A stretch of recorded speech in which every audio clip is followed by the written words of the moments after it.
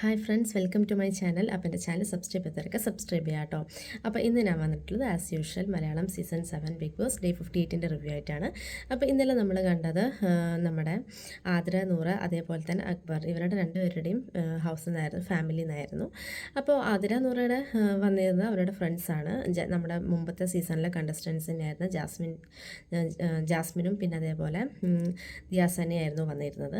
അപ്പോൾ ഈ പറഞ്ഞ പോലെ അവർ അത്യാവശ്യം നന്നായി മോട്ടിവേറ്റ് ചെയ്തു എന്ന് തോന്നുന്നു. കാരണം എനിക്ക് ലൈവ് അങ്ങനെ ഞാൻ കണ്ടിരുന്നില്ല. പക്ഷേ എപ്പിസോഡിനകത്ത് ഇവർ തമ്മിലുള്ള ആ ഒരു അങ്ങനെ എന്താ പറയുക, ആ ഒരു സ്പേസായിട്ട് ഇങ്ങനെ ഓരോ പറഞ്ഞു കൊടുക്കുന്നൊന്നും നമ്മൾ കണ്ടിട്ടില്ല. പക്ഷെ എന്നാൽ പോലും ജാസ്മിൻ പറയുന്നുണ്ട് ആതിരയുടെ മറ്റോ, കാരണം നിങ്ങൾ തമ്മിൽ ആതിര നൂറിയും അത്രയും നല്ലൊരു ബോണ്ടിങ് ആണ്, നല്ലൊരു ഫ്രണ്ട്ഷിപ്പാണ്, നല്ലൊരു ബോണ്ടിങ് ആണ്, നല്ല കെയറിങ് ആണ്. അപ്പോൾ അത് മറ്റുള്ള ആൾക്കാർ ആ ഇതിനെ എന്താ പറയുക, ആ ബോണ്ടിങ്ങിനെ കളയാതിരിക്കാൻ വേണ്ടിയിട്ട് ശ്രദ്ധിക്കുക. അങ്ങനെയുള്ള കുറേ ചെറിയ ടിപ്സൊക്കെ പറയേണ്ടത്. പലപ്പോഴും അസൂയ തോന്നാറുണ്ട് നിങ്ങളുടെ തമ്മിലുള്ള ഒരു ബോണ്ടിങ്ങും ആ ഒരു സ്നേഹമൊക്കെ കണ്ടിട്ട് എന്നൊക്കെ ജാസ്മിൻ പറയുന്നുണ്ട്, ആതിരയുടെ നൂറയുടെയൊക്കെ.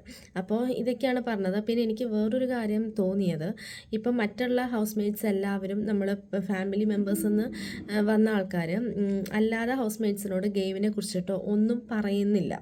കാരണം ഇതൊരു ഫാമിലി വീക്കാണ്, അത് പറയേണ്ട ഒരു ആവശ്യമില്ല. ആരെ റെപ്രസെൻ്റ് ചെയ്തിട്ടാണോ വന്നിട്ട് അവരെ ജസ്റ്റ് കണ്ട് അവർക്കുള്ളൊരു കോൺഫിഡൻസും കാര്യങ്ങളും പറഞ്ഞു കൊടുത്ത് പോവുക. ബാക്കി എല്ലാ ഹൗസ് മെമ്പേഴ്സിനോടും ഒരേപോലെ സംസാരിക്കുക, ഒരു എന്താ പറയുക, ഒരു ഡിപ്ലോമാറ്റിക്കായി നിൽക്കുക എന്നാണ് ഉദ്ദേശിക്കുന്നത്. അല്ലാണ്ട് ആർക്കും പുറത്ത് നടക്കുന്ന കാര്യങ്ങളൊന്നും പറയാനൊന്നും പാടില്ല. പക്ഷേ എനിക്ക് തോന്നുന്നു ഇപ്പോൾ ജാസ്മിൻ ആണെങ്കിലും ദിയാസനെ ആണെങ്കിലും ഇവർ ഫ്രണ്ട്സിൻ്റെ ഇതിലായിട്ടാണല്ലോ വന്നിരിക്കുന്നത്, ഫാമിലി ആയിട്ടല്ല. അപ്പോൾ അങ്ങനെ വരുന്ന സമയത്ത് എനിക്ക് തോന്നുന്നു ആര്യനോടും ജിസേലിനോടും അങ്ങനെ ഒരു ഇത് പറഞ്ഞിട്ടുണ്ട്. ഇപ്പം ആര്യനോട് പറഞ്ഞിരുന്നു ദിയാസനെ ആരോ ഒറ്റയ്ക്ക് നിന്ന് കളിക്കണം, ഗ്രൂപ്പായിട്ട് നിൽക്കുക, ഒറ്റയ്ക്ക് നിന്ന് കളിക്കുക എന്നാണ് മെയിനായിട്ട് പറഞ്ഞത്. അതേപോലെ തന്നെ എന്താ പറയുക, ജിസൈലിനോടും ഹ്യൂമാനിറ്റീനെ കുറിച്ചിട്ടും അങ്ങനെ എന്തോ ഒരു ടോപ്പിക്ക് പറഞ്ഞിട്ടുണ്ട്, ചെറിയൊരു സ്റ്റേറ്റ്മെൻറ്റ് പോലെ. അതെനിക്ക് തോന്നുന്നു എപ്പിസോഡിനകത്ത് അങ്ങനെ കണ്ടിട്ടില്ല തോന്നുന്നു. പക്ഷെ എന്നാൽ പോലും അതിനുശേഷം ജിസൈലും ആര്യനും പറയുന്നുണ്ട് അവരെ കാണാനല്ലേ വന്നത്, പിന്നെ എന്തിനാ അവർ നമ്മുടെ അടുത്ത് ഗെയിമിനെ കുറിച്ചിട്ടും സ്ട്രാറ്റജീസിനെ കുറിച്ചിട്ടൊക്കെ പറയുന്നത്. വേറൊരു ഹൗസ് മേറ്റ്സും വേറൊരു ഫാമിലി മെമ്പേഴ്സും ഒന്നും ഇതിനെക്കുറിച്ചിട്ട് പറഞ്ഞിട്ടില്ലല്ലോ, പിന്നെ എന്തിനാ ഇങ്ങനെ പറയുന്നത്. അത് ശരിയാണ്, അത് എൻ്റെ ഒപ്പീനിയനും കറക്റ്റാണ്. കാരണം അവർ വന്നത് ഇവരുടെ റെപ്രസെൻ്റ് ചെയ്തിട്ട് അവരുടെ ഒരു കോൺഫിഡൻസ് കൂട്ടാനും ഒക്കെയാണ്, അവർക്കൊരു സപ്പോർട്ട് ചെയ്തിട്ടാണ്. പക്ഷേ അത് മറ്റുള്ള ഹൗസ് മെമ്പേഴ്സിൻ്റെ കോൺഫിഡൻസ് ലെവൽ കുറയ്ക്കാനും അതേപോലെ ഈ പുറത്ത് നടക്കുന്ന കാര്യങ്ങളല്ലാണ്ട് മറ്റുള്ളത് ഡിസ്കസ് ചെയ്യാൻ അവർക്ക് പാടില്ല. അപ്പോൾ എനിക്ക് അത് പറഞ്ഞത് ശരിയായില്ല എന്നാണ് എൻ്റെ ഒരു ഒപ്പീനിയൻ. പിന്നെ നമ്മൾ കണ്ടു അക്ബറിൻ്റെ ഉമ്മയും അതേപോലെ വൈഫും വന്നിരുന്നു. അവരും ഈ പറഞ്ഞ പോലെ എല്ലാവരും ഒരേപോലെയാണ് ട്രീറ്റ് ചെയ്തത്. എന്നുവെച്ചാൽ പുറത്തുനിന്നുള്ള കാര്യങ്ങളൊന്നും പറഞ്ഞിട്ടില്ല. അതേപോലെ ഇപ്പോൾ ആ വീട്ടിനകത്ത് അക്ബറിനാണെങ്കിൽ പേഴ്സണലി കുറേ പേരോട് ഫൈറ്റും ഇഷ്യൂസും കാര്യങ്ങളൊക്കെ ഉണ്ടാവും. പക്ഷേ അതൊന്നും ഇവർ മനസ്സിൽ വെക്കാതെ ഇവരെല്ലാവരോടും ഒരേപോലെയാണ് സംസാരിച്ചത്. അതുപോലെ വേണം സംസാരിക്കാൻ. അല്ലെങ്കിൽ ഇതൊന്നും എന്താ പറയുക, ഹിൻറ്റും കാര്യങ്ങളൊക്കെ കൊടുത്ത് അവർക്ക് വേണമെങ്കിൽ കൊടുക്കാം. അപ്പോൾ അക്ബറിന് വേണമെങ്കിൽ ചെറിയ ഹിൻറ്റൊക്കെ കൊടുക്കാം. പക്ഷേ മറ്റുള്ള ആൾക്കാർ കൊടുക്കുകയാണെങ്കിൽ അത് ചിലപ്പോൾ അതിനുശേഷം ഇതേപോലെ ഇഷ്യൂസോ കാര്യങ്ങൾ എന്തെങ്കിലുമൊക്കെ അവരുടെ മനസ്സിൽ വരും എന്തെങ്കിലുമൊക്കെ. അപ്പോൾ അതാണ് നമ്മൾ ഇന്നലെ കണ്ടത്. പിന്നെ നമ്മൾ മെയിനായിട്ട് കണ്ടത് ആസ് യൂഷ്വൽ വീണ്ടും ഫുഡ് ഇഷ്യൂ, കിച്ചൻ്റെ ഇഷ്യൂ. എന്താ പറയുക, മട്ടൻ കറി അനുമോള് സെർവ് ചെയ്യണ സമയത്ത് ആദ്യം ഷാനവാസ് എടുത്തു പറഞ്ഞു, പിന്നെ ആര്യൻ എടുത്തു പറഞ്ഞു എക്സ്ട്രാ പീസ്. അപ്പോൾ അതിനെക്കുറിച്ചിട്ട് ആവശ്യമില്ലാത്ത ഇഷ്യൂസും കാര്യങ്ങളും. പിന്നെ അവയ്ക്ക് അനുമോൾ ആ കറി ആ ഒരു പ്ലേറ്റ് അവിടെ വെച്ചിട്ട് അനുമോള് പോയി കരഞ്ഞുകൊണ്ട് പോയി.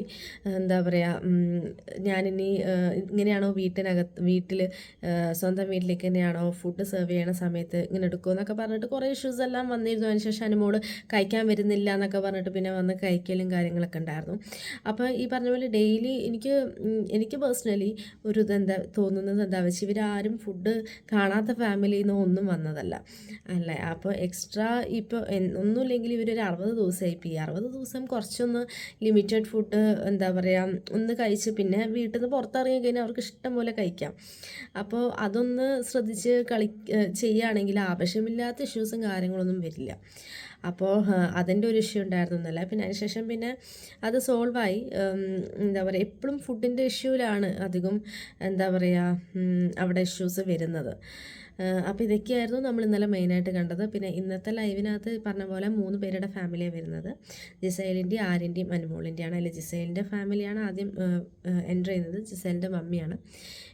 ജിസൈലിൻ്റെ മമ്മി പറഞ്ഞ പോലെ ജിസൈലിനെ കുറേ ഉപദേശിക്കലും കാര്യങ്ങളൊക്കെ ഞാൻ ലൈവിൽ കണ്ടു.